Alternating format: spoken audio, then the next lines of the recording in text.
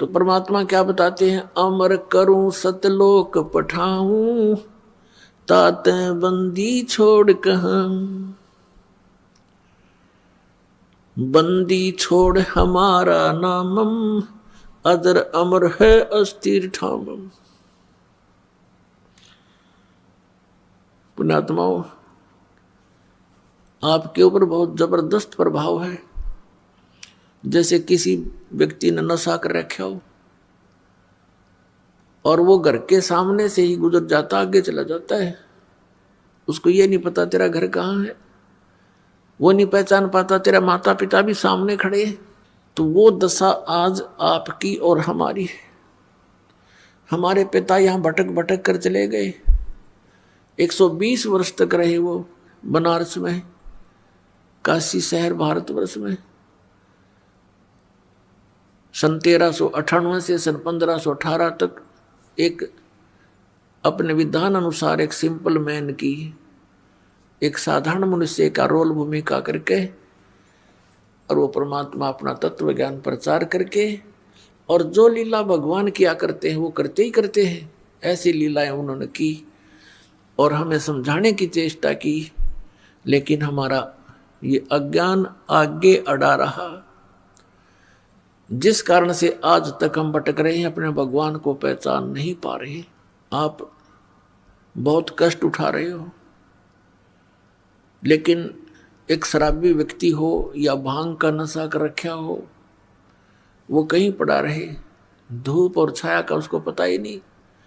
उसको तो वो जून महीने की गर्मी भी, जिसमें उसको पसीना आया हुआ है, बाहर पड़ा है, हरियाणा, पंजाब, राजस्थान, उत्तर प्रदेश, मध्य प्रदेश की गर्मी में, उस समय उसको कोई कहे जो बाहर पड़ा हो नशा करके कि उठ ले भैया,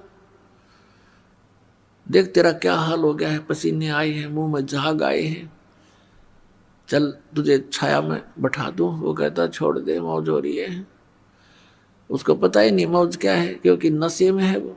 तो आज हम उसी दशा में है, सच कर मान लेना। चाहे यहाँ प्रधानमंत्री बना हो, चाहे सारी पृथ्वी का पति बना हो, वो इसी नशे में बातें कर रहा है। अब पुण्यात्मा परमात्मा कहते हैं, इस झूठे सुख को सुख कहे, ये मान रहा मन मोद, ये सकल चबीना काल का, कुछ मुख में कुछ गोद। फिर क्या बताते हैं, कबीर ये माया अटपटी, सब घट आने अड़ी, किस किस को समझाऊं या कुएं भांग पड़ी। इस 21 ब्रह्मांड के कुएं में इस काल भगवान ने, जो यहाँ का स्वामी है, यहाँ का मालिक है, इसने ये झूठे सुख की इस माया की भांग डाल दी और सभी ने उसी के जल को पान कर रखा है, पी रखा है। अब आप शाम के समय किसी ठेके पर जाकर देखो, वहां से पी कर टिट्टी बनकर से सोचने आ रहे हो, रास्ते में उनसे बात करके देखना, एक जैसी भाषा, एक जैसी चाल, एक जैसा उनका बर्ताव होगा। ऐसे बोल रहे तो सिर पाँव है, या बोल रहे नहीं, चल अपना काम करें, समझाने की चेष्टा करें तो माने नहीं। तो इस प्रकार से हम उसी काल की भांग को पीकर मस्त हुए फिरते हैं। और परमात्मा कहते हैं, कबीर ये माया अटपटी, सब घट आन अड़ी, और किस किस ने समझाऊं या कुएं भांग पड़ी। लेकिन फिर कितने दयालु हैं, एक शराबी को समझाना कितना कठिन हो जाता है, पूरे परिवार के नाक में दम कर देता है। और हम सारे भांग पिए पड़े, और फिर हमें समझाने के लिए हमारे पिता आते हैं, क्योंकि अपने का दुख अपनों को ही होता है। इस काल यहाँ का जो भगवान है, इसको भगवान कहते हैं। भगवान उसे कहते हैं जो दुख ना दे, केवल सुख दे। ऐसे जुल्म कहर हमारे ऊपर टूट रहे हैं, बरस रहे हैं, और फिर हम कहते हैं ये बड़ा भगवान है, ये अच्छा भगवान है। किस लिए भगवान माना हमने? कि देखो कितने अच्छे काजू किस्मत सेब संतरे फलदार वृक्ष हमें दे रखे, फल दे रखे,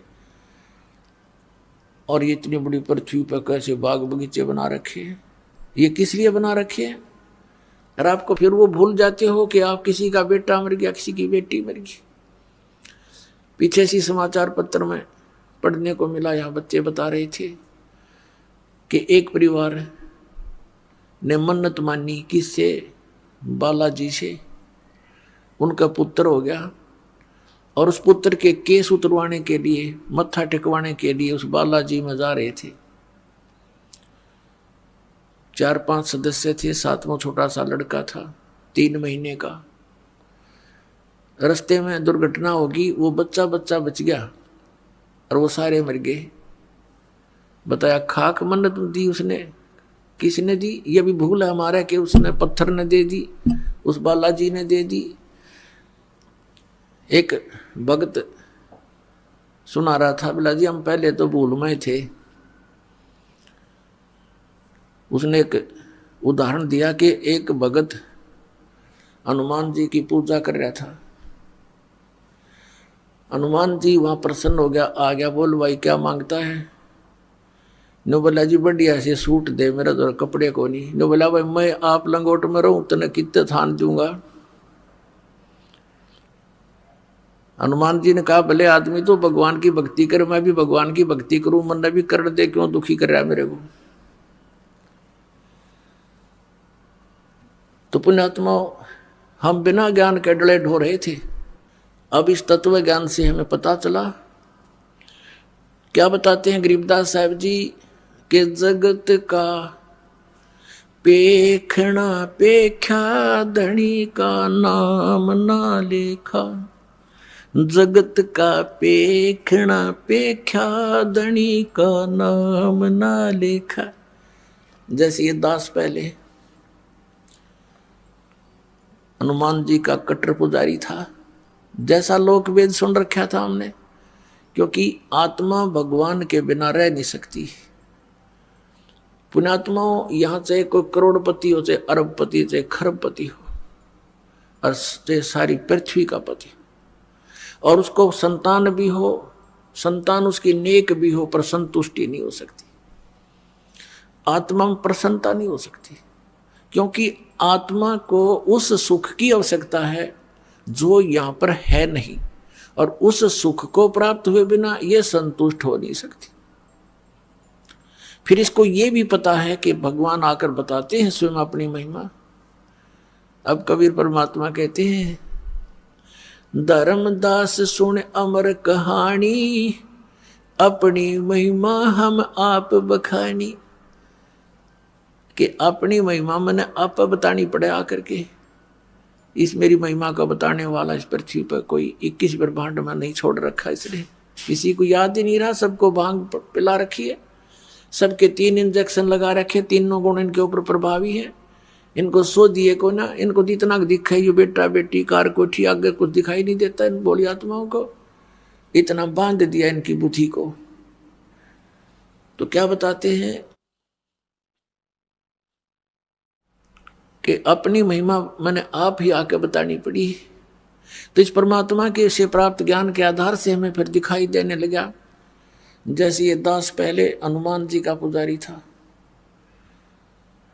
लगातार 25 वर्ष तक,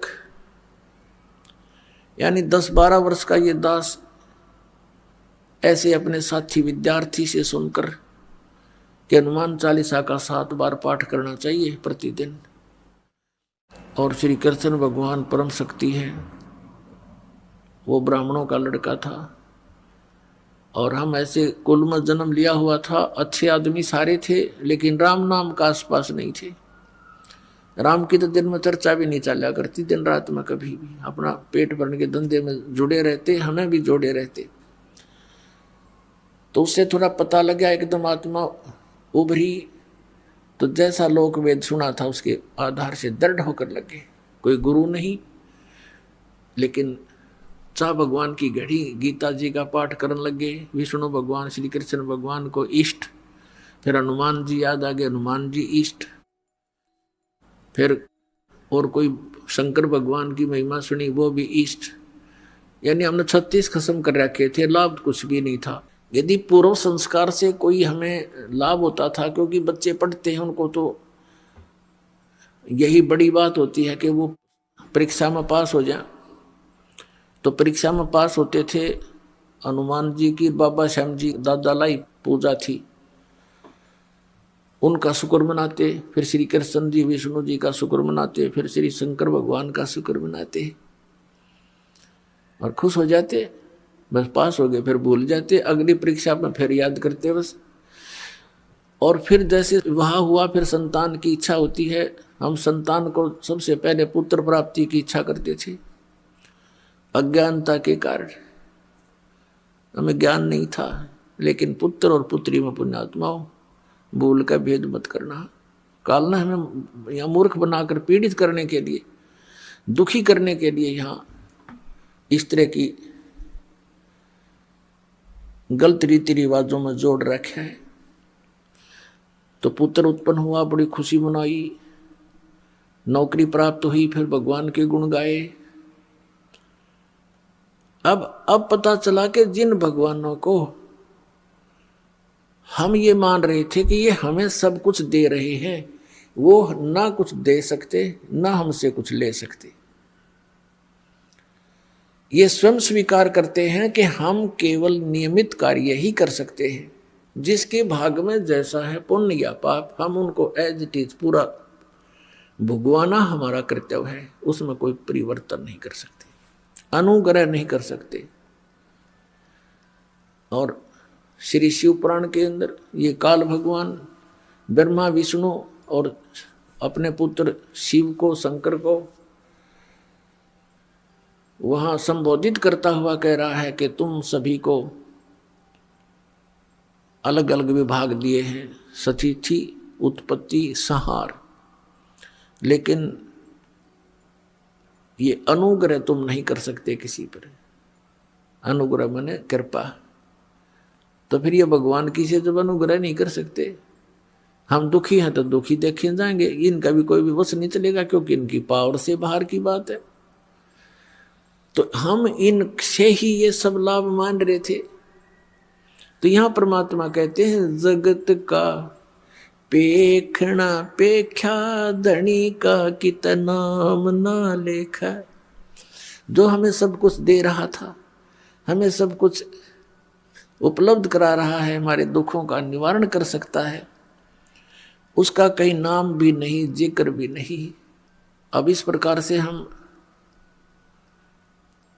परमात्मा की भक्ति महिमा से अपरिचित होकर के ये सब क्रियाएं कर रहे थे और इन भगवानों पर आश्रित थे। कबीर परमेश्वर जी कहते हैं कि धर्मदास सुन अमर कहानी, हमने अपनी महिमा आप बखानी। क्या बताते हैं परमात्मा कबीर परमेश्वर जी? कबीर पीछे लग गया जाऊं था मैं लोक वेद के साथ, रस्ते में सतगुरु मिले भाई दीपक दे दिया हाथ। कबीर परमात्मा जी कहते हैं कि इस भक्ति के मार्ग में, भक्ति के सफर में हम लोक वेद के आधार से चल रहे थे, और इस भक्ति मार्ग में, इस रास्ते में हमें सतगुरु मिल गए। उन्होंने तत्व ज्ञान रूपी ये दीपक टॉर्च हमें दे दिया। अब हम इस तत्व ज्ञान यथार्थ भक्ति मार्ग रूपी टॉर्च तत्व ज्ञान की रोशनी में हम पथ भ्रष्ट नहीं होंगे, हम कुमार्ग पर नहीं जाएंगे, हम सुमार्ग पर चलेंगे और अपने घर पहुंच जाएंगे, यानी मोक्ष प्राप्त कर लेंगे। तो परमेश्वर ने स्वयं अपने ऊपर उदाहरण देकर बताया है कि पीछे लग गया जाऊं था लोक वेद के साथ। अब जैसे पुण्यात्माएं हैं, ये भटक रही है भगवान के लिए, लेकिन इन काल के दूतों ने इस काल प्रेरणा से स्वयं भी इनको ज्ञान नहीं है, ये अब अभिमानी बन गए हैं, इतना सच्चाई को देखकर भी ये मानने को तैयार नहीं है, क्योंकि ये आपके हितैषी नहीं है। ये आपके शत्रु का रोल कर रहे हैं।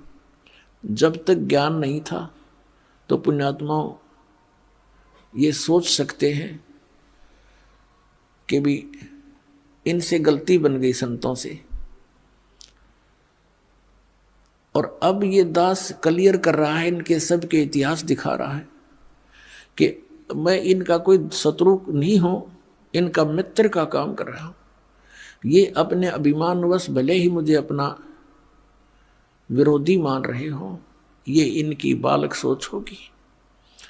हम ऐसे भयंकर दौर से गुजर रहे हैं, हम ऐसे खतरनाक समय में इस लोक में रह रहे हैं कि हम जिस ओर जा रहे हैं आगे वो अजगर मुंह खोले बैठा है, ये काल रूपी अजगर, और सबको खाता है। गीता अध्याय नंबर 11 के श्लोक नंबर 32 में स्वयं कहता है कि अर्जुन मैं काल हूं, और ये देख अब प्रवृत्त हुआ हूं, अब तेरे सामने प्रकट हो गया हूं, श्री कृष्ण से निकलकर बाहर दिखाई दे रहा, और मैं इन सब को खाऊंगा। तो ना युद्ध करेगा तो भी नहीं बख्शूंगा इनको। तो हम उसको पूज रहे हैं, देख फुटे भाग हमारे, उसको भगवान मान रहे हैं, वो कहता मैं खाऊं सबको, फिर भी हम संतुष्ट, क्योंकि हमारी बुद्धि इतनी ही काम कर रही थी कि ये तो मरना जीना लगा हुआ है। वाह भैया, फिर क्या जीवन यहाँ पर, सारा जीवन खो देता है प्राणी, अपने कोठी बंगले बनाने में 1 मिनट में मर जा, कुत्ता बन के वहीं धूम लगाए फिरे, जुलूस काट देता है हमारा। ये खाक जीवन है यहाँ पर नहीं ज्ञान था तब तक कोई बात नहीं, वो तो व्यवस्था थी, मजबूरी थी। अब क्या है, सामने इतिहास रख दिया, भगवान ने जो ज्ञान दिया वो आपके समक्ष उजागर करवा दिया परमपिता कबीर भगवान ने अपने बच्चों के लिए। और ये तत्व ज्ञान रूपी आपको आंखें दे दी, आपका अज्ञान रूपी मोतियाबिंद का ऑपरेशन कर दिया, और अब भी जानबूझकर कुएं में पड़ो। तो उसके लिए परमात्मा कहते हैं जानबूझ साची तजर करे झूठ तने, ताकि संगत है प्रभु सौपन में भी ना दे। इसे नीच की वो गुरु बना बैठे, ऐसे प्रत्यक्ष प्रमाण दिखा दिए, ऐसा भगवान है, ये उसका विधान है, इस भक्ति से भगवान प्राप्ति होगी। ये वेदों में प्रमाण, ये गीता जी में प्रमाण, ये उन महापुरुषों की वाणी में प्रमाण जिन्होंने भगवान पाया है, ये मंत्र है। और इस मंत्र का अधिकारी इस पृथ्वी पर इस दास के अतिरिक्त कोई नहीं है। इसको अभिमान समझो चाहे तत्व ज्ञान समझो, ये आपकी अपनी सोच है।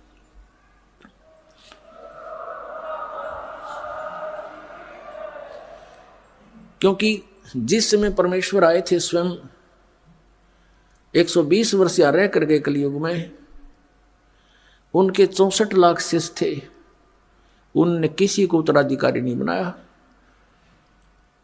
कि अन्य को भी कह दो तू नाम दे दिया करे। इस नाम का देना कोई बालकों का खेल नहीं। एक अनमोल जीवन, मनुष्य जीवन के साथ खिलवाड़ करना, इनके जीवन को नष्ट करना मात्र है, और अपने सिर पर भार धरना। तो परमात्मा स्वयं इनाम देते थे, उनको मालूम था कि नाम देने का अधिकारी यहाँ कोई नहीं हो सकता, वो इतने वजन को सहन नहीं कर सकते, इस सफर में वो सफल नहीं हो सकते। तो उस समय परमात्मा ने स्वयं ही 64 लाख शिष्यों को स्वयं ही उपदेश दिया था। और आज इस दास को, अपने वफादार कुत्ते को आपके लिए भौंकने के लिए, धनियों को जगाने के लिए अब फिर भेज दिया। ये दास लगातार सन 1994 से भौंक रहा है, और अज्ञानता के कारण सभी ये समझते हैं कि निंदा करता है रामपाल, ये तो संतों की आलोचना करता है। पुण्यात्माओं, जरा ध्यान से सुनो इस दास के वचनों को, और जो प्रमाण दिए जाते हैं उन्हें गहराई से सोचो। आपने फिर आलोचना की परिभाषा ही नहीं पता, आलोचना कहते किसे। जैसे किसी व्यक्ति ने नकली नोट छाप दिए 500 जनता को ठग रहा था, सरकार को पता चला, ओरिजिनल और डुप्लीकेट दोनों नोट साथ साथ रख के मीडिया में, समाचार पत्रों में प्रिंट करके भेजे, टीवी पर दिखाए कि भाई ये नकली है, ये असली है। अब कोई कहे कि सरकार तो किसी के नोटों की आलोचना कर रही है, तो कौन कह सकता है, या तो उस ग्रुप का होगा, या कति महामूर्ख व्यक्ति, और या फिर अभिमानी व्यक्ति, या नशा कर रखा होगा किसी ने। सरकार आलोचना नहीं, एक महापरोपकार कर रही थी। ना जाने कितने बोले आत्मा ठगे जाते, मुश्किल से 2 रुपये दिहाड़ी करके सामने घर आता है और उसमें 500 रुपये का नकली, तो मर गया बेचारा, टक्कर मार कर होता परिवार। तो पुण्यात्माओं, ऐसे ये दास आपके साथ कर रहा है। इन सब नकली संतों के इतिहास दिखा दिए, नकली महर्षियों के इनके विद्वान दिखा दिए, इनके द्वारा लिखी पुस्तकें आपके रूबरू कर दिए। किसी विद्वान थे, इनको कख भी पता नहीं और करोड़ों व्यक्तियों को बर्बाद किए बैठे हैं। अब इनको अब भी लज्जा नहीं आती, क्योंकि इनको पता है कि हमने इतना ज्ञान फैला दिया है कि हमारे जीवन में तो शायद ये नहीं समझ सकेंगे रामपाल की भाषा को। लेकिन पुण्यात्माओं, परमात्मा के बच्चे हैं सभी, वो संत भी भगवान के बच्चे हैं, वो भी उनके लिए बुरे नहीं है। लेकिन परमात्मा तो उस जड़ को पकड़ता है कि ये सभी काल ने भ्रमित कर दिए, और अब भी इस दास के भौंकने से ये जाग गए, क्योंकि आप धनी आत्मा हो जो भगवान के लिए तड़प रहे हो, जा रहे हो, घूम रहे हो, और आपको जगाने के लिए दास भेज दिया अपना कुत्ता, और अब भी आप नहीं जागोगे तो फिर आपने घनी भांग पी रखी है काल की। फिर सुबह उठोगे तो आपका बहुत नुकसान हुआ मिलेगा। उठोगे कब? जब आपकी मृत्यु हो जाएगी। फिर आपके चारों तरफ यम के दूत खड़े होंगे और आप देख रहे होगे, मेरा बेटा कहाँ, मेरी बेटी कहाँ, मेरा कार कहाँ, मेरी कोठी कहाँ।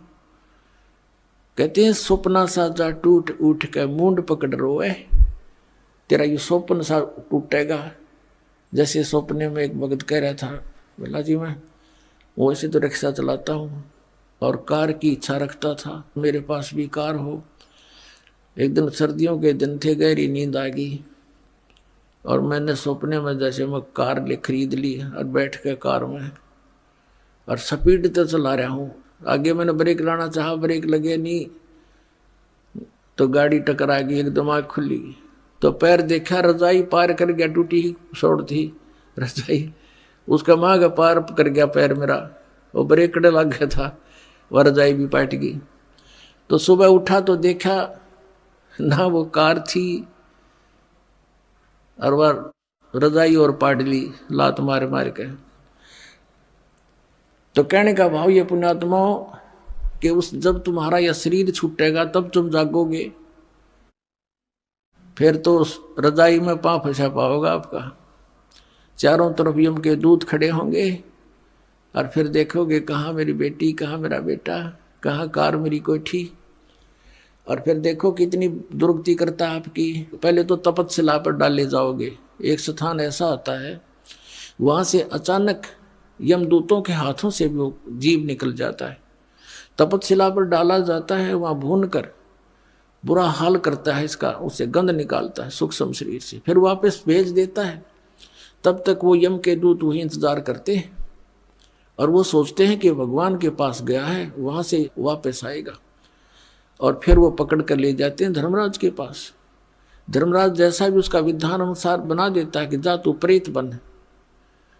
अब वो प्रेत बनाकर भेज दिया जाता है। पहले ये 13वीं क्यों मनाया करते थे और 17वीं क्यों मनाते थे कि 13 दिन तक इस जीव का ये नहीं पता यूँ कहाँ रहता है, उनको पता ही नहीं था।